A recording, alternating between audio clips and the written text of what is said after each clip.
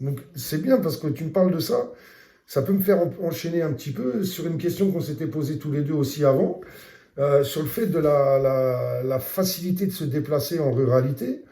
Le fait que, par exemple, les transports en commun, bien qu'existant déjà un peu, et en Occitanie, on a peut-être un peu la chance d'avoir un réseau, mais je veux dire, si tu rates la navette du matin, tu es obligé d'attendre 14 heures pour avoir la deuxième. Donc, on parle d'écologie, on parle de développement du covoiturage, ou on parle de développement d'indépendance rurale. Alors, c'est vrai qu'on a la chance aujourd'hui d'avoir la fibre dans quasiment toutes les maisons, mais où en est-on de la facilité de se déplacer? Où en est-on du transport en commun, tout simplement, comme en ville?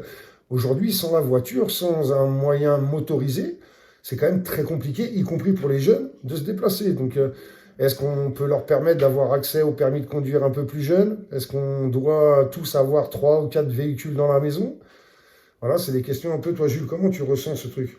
Pour moi, il y a beaucoup de choses qui ont été mises en place pour remplacer les transports en commun, comme les trottinettes électriques, malgré que ce soit vraiment dangereux, parce que la plupart ne portent pas de casque, etc.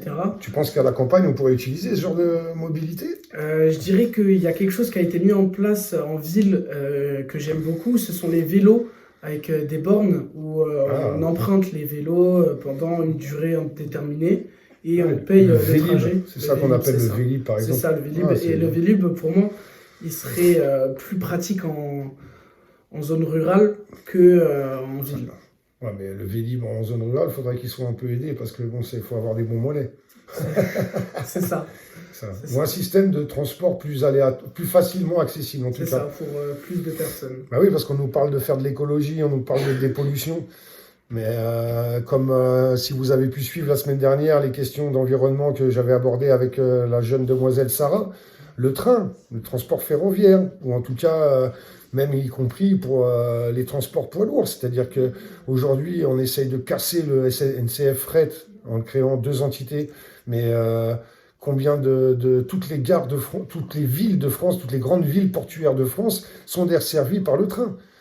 Posons-nous la question, est-ce que le transport ferroviaire est destiné à juste comme ça, à faire un petit peu de faire valoir et éventuellement de relier les grandes villes à d'autres grandes villes?